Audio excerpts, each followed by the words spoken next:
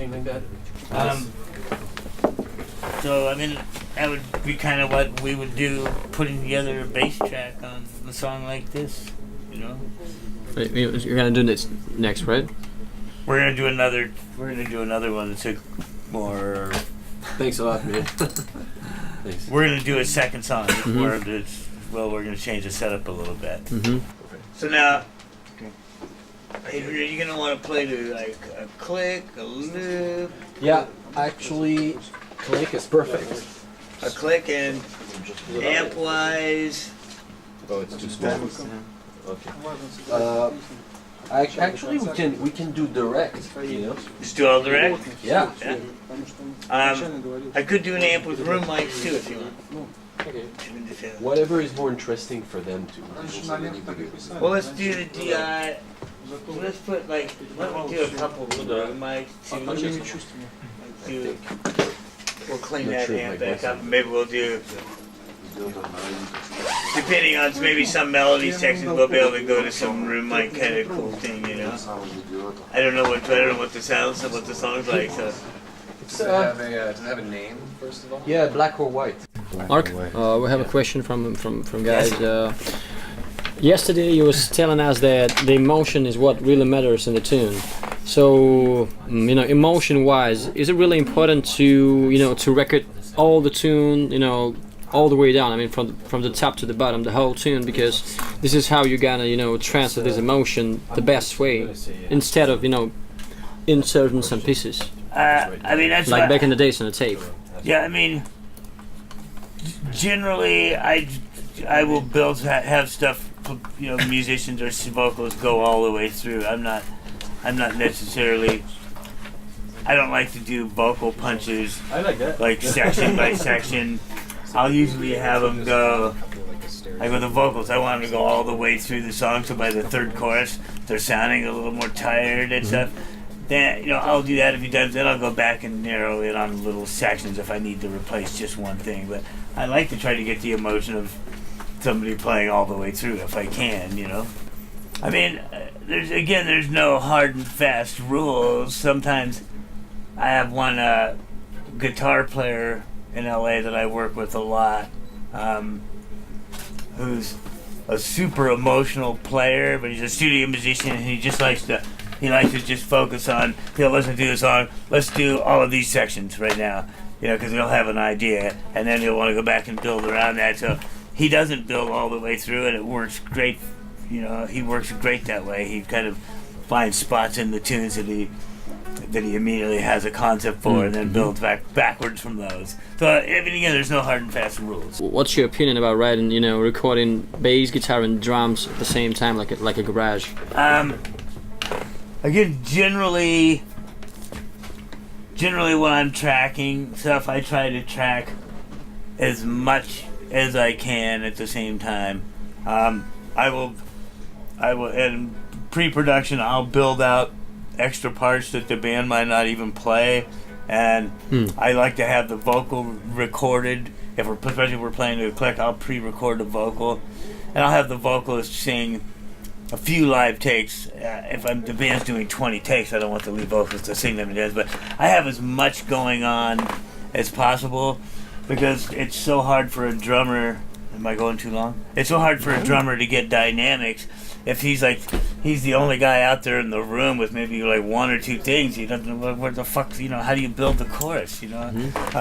So I prefer to have as much going on as I can, sounding like a finished product playing, and then if I have to go back and redo something, fine, but I like to have as much emotional interplay between people as I can, you know? Again, it's not a hard and fast rule, but if I can, I still like to get the feeling of 4 or 5 people in the room interacting with each other. That's not always the way that it works for them. You know, sometimes you can't do that. That's not the way the song's going to come together, but that's generally, I would love to get that.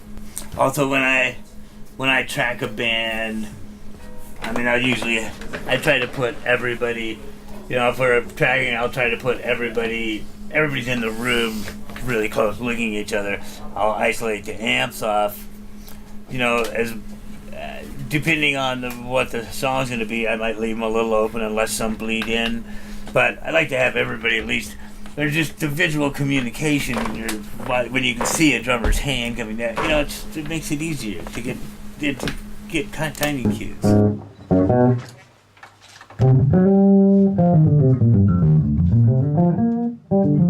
It's better at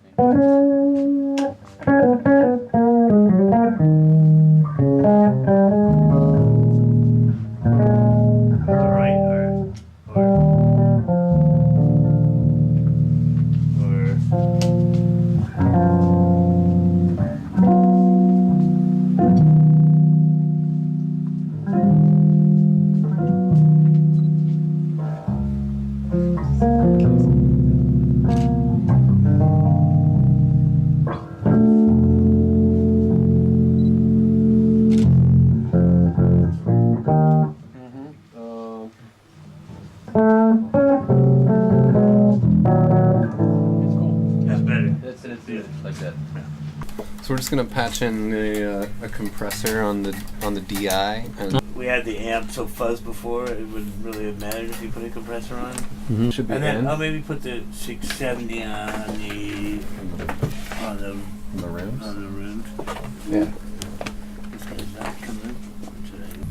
I put a little compression on this DI just because, again, I'm not, especially on the DI, I'm not using any amps. I'm not getting any amp distortion or any limiting from the tubes. So I'm trying to pick up a little of that just to smooth out where he's going to the chords of the top end on the DI by using the compressor. So this is, with this DI, this is acting like just an incredibly clean amp. I'm using, probably compressing down 2 or 3 dB. We're using the Neve, basically it's the Neve preamp. This would, to add just a little compression on it. And then the amplifier in the room, I'm just using for a little of that NS10 sub and for the sound going into the room mics. We're not actually hearing the mic that's on the amplifier now. So it's adding just the DI. I'm adding just a little bit of sub.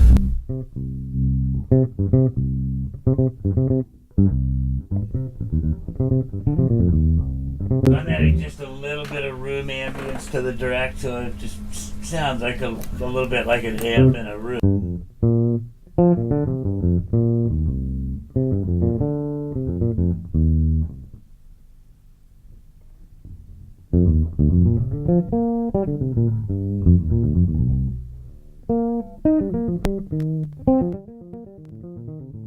Mark, Yeah, could we hit just the room without DI?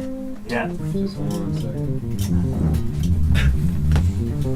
I just want to put a real low filter because it's going to feedback.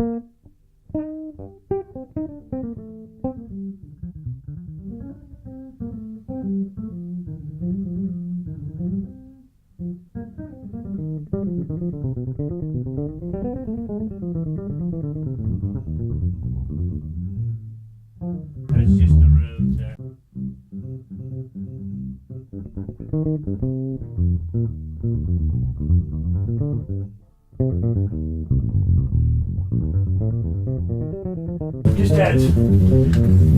Just makes it a little stereo and a little room slap on the direct bass. It makes it feel a little more natural to me.